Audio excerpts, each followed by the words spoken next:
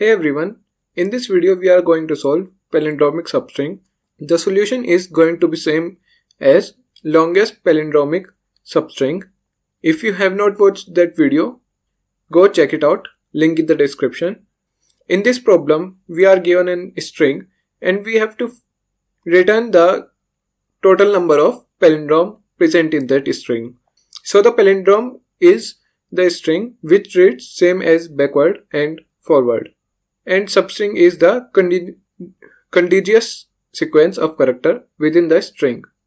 So we follow the same approach that if we expand from the center in the string and check the left and the right when the string is odd digits. So if these are equal, then we can increase the count. Then we check in the even when there is a string like ADDA. So in that case, we check I and I plus 1. So let's try to code. First we take a variable count and initialize it with 0. Then we loop over the string from 0 to I minus s dot size I plus plus, and we expand for both. That will be the even one, and for the odd one. For the odd one, it will be s dot I, and for the even, it will be expand s I plus 1. Similarly, for the even one, we will initialize, and at last we return count. So before writing the helper function expand, let's try to understand it in the board visualization. Let's take an example AAA. So if we dry run the code on this string, so for first count will be expand SII. So I is at position 0. It will be 0 0 for the odd one. Then it will be 1 1. Then it will be 2 2. And when we check for the 1 1 case, then the A will be 1 count, and after that, since the left and right are also equal, so the whole substring will be AAA, so the count will be 2 in this case.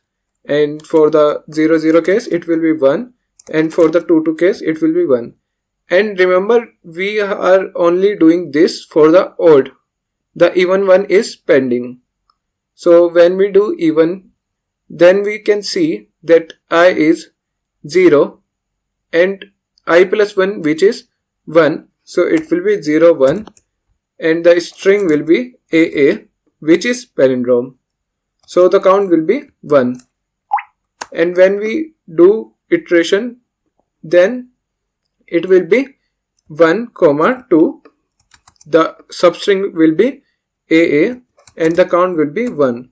So when we add all the numbers, the counts, it will be 1 plus 2 plus 1 plus 1 plus 1, which is equal to the 6.